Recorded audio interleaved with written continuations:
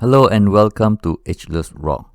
This video is a continuation from the previous video on Beng Mealea. The previous video is about the layout and a few structures around the area. This video is more on the impossible construction of an ancient civilization we don't really know.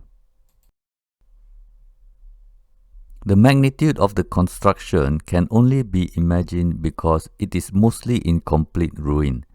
This will be a great site to go to if you want to know what it was like when newly rediscovered by Europeans in the early 19th century, because not much has been done since that time. Archaeologists say this temple is dedicated to Lord Vishnu, but it has Buddhist motifs. Whether it is Buddhist temple or Hindu temple, it looks very high-tech and feels like something not even religion or cultural architecture of ancient Cambodians. All that impossible polygonal masonry and insane hard work for a little spot in the middle of the moat is just something too advanced for a civilization living in huts and thatched roof houses. To give you an idea of how little we know, archaeologists are still debating if this was built before or after Angkor Wat. The magnificent Beng Mealea temple is connected to Beng Mealea Beret, which no one is talking about.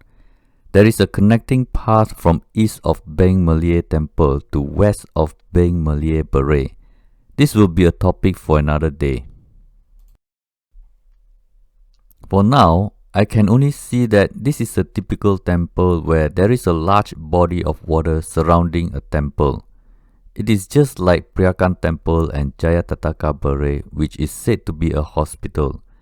In my suspicion, there is a connection related to positive energy for health in terms of spiritual, mental and physical. When the famous French explorer by the name of Henry Mohot rediscovered Angkor Wat in 1840s, Beng Mealea was only a temple told to him by some locals.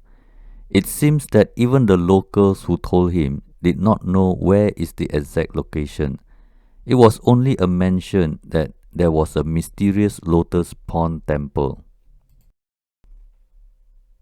Since it was only a mention and he didn't know the exact location, Henry didn't pursue the search for Beng Mealea. It wasn't until early 20th century, a French archaeologist by the name of Jean-Baptiste Chevance accidentally rediscovered it. He was busy exploring Angkor region since 1877. This site was so hard to reach. It was not studied and therefore no excavation was ever done. The vegetation has completely taken over the temple and no proper path ever existed for Europeans to reach there. It wasn't until 1990s that major restoration started for Beng Mealea, where the Cambodian government and the international organization joined effort to return this temple to its former majestic grandeur to attract tourists. Let's take a look at this photo for a moment. Everything looks too awesome to be true. It is captivating when it is in front of you, but the details are very strange. It is one of those impossible things I mentioned before. The perfect fitting polygonal stones for one wall alone is already a great achievement, but this temple will require a few 100,000 blocks if not a million. The manpower to create this is still debatable. The individually made spindles fit perfectly into the hole on the top and the bottom of the window sills. This is a technology we are unfamiliar with if all we had 1000 years ago was simple primitive tools. The intricate details of the artwork from end to end is an achievement we can only admire. The amount of highly skilled master craftsmen who never make mistake needed for this temple is questionable. Let's take a look at this close-up photo for a moment. It looks like a design where the semi-sphere protrusions was meant to be in a straight line. How did some of those protrusions fell off? If it was chipped off, there will be chisel marks. If it was carved from sandstone, it cannot fall off. Imagine you compress two cookie doughs between your hand, hard enough to make it stick. Then you bake it in the oven. It will come out as one piece, but if you break it, you can see that it is actually made up of two doughs. I suspect it was something like this for the semi-sphere protrusions. It was like clay pressed on clay and left to dry type of idea.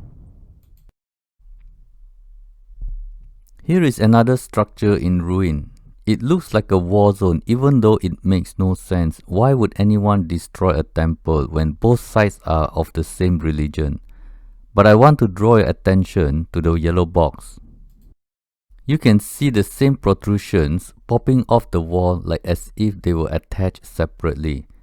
I don't think anyone climbed up here on a ladder to chip away crudely crafted half-sphere protrusions. I will leave it as something mysterious to my megalithic lens for now. By walking around virtually, I found something that proves this area were made by an unknown civilization, which I loosely call them unknown ancient builders. There are three mysterious T-shaped clamps that we normally give credit to ancient builders for being genius and hardworking. But megalithic cultures around the world with such technology shows they were international builders of the same culture. You can check out yourself on these mysterious clamp design. They are simply too advanced for a culture too primitive. The heavy blocks stacked polygonally is already very stable. No need to work so hard to achieve so little extra stability. Here is another interesting photo that caught my attention because of the intricate artwork. Look at the artwork of the arms. The tool used for these deities have to go under and around the arm, as you can tell from the shadows. The 3D effect is incredible if it was ever possible to work with ancient soft chisels against sandstone. This intricate artwork comes with a whole new level of the meaning attention to detail. These are very small holes, too small to be wasting time doing it when it is on top where no one can see it anyway. Then it stopped halfway. That means it is unfinished work. If this is unfinished work, then where are the chisel marks? This whole thing gives me the impression of melt and mold technology. At Beng Mealea temple, you can see a structure with many pillars at the bottom and rectangular flat blocks on the top. It forms a stage which we call a bridge. Some are tall while some are short. Whether it is tall or short, we have no idea what it is for. But I do know that this is a megalithic structure which can be found in other parts of the world. For example, you can find the same concept of pillars in the Temple of Thousand Warriors in the famous pyramid of Chichen Itza complex. How can ancient people of Cambodia and Mexico so obsessed with building temples with only stones when they don't even have the proper tools to deal with bedrock? To make matter even more mysterious, the recent LiDAR scan shows a very complex design of rectangles in rectangles. I can't help but to think of a computer chip board where there is a far more intelligent design incorporated into the entire structure. When the Europeans arrived, these ancient sites were rediscovered and promoted to the outside world. Locals were busy removing statues out of the temple to the point of nothing left to see today. The statues fetch a high price to antique collectors, and it was a common belief that it is better in the museum than in the jungle waiting to be stolen. It was rediscovered by Europeans, but legal and illegal lootings brought Beng Mealea to statue extinction. Well, that's all for Beng Mealea Temple. I hope you enjoyed this short presentation and see you in my next video. Thank you for watching and have a wonderful day.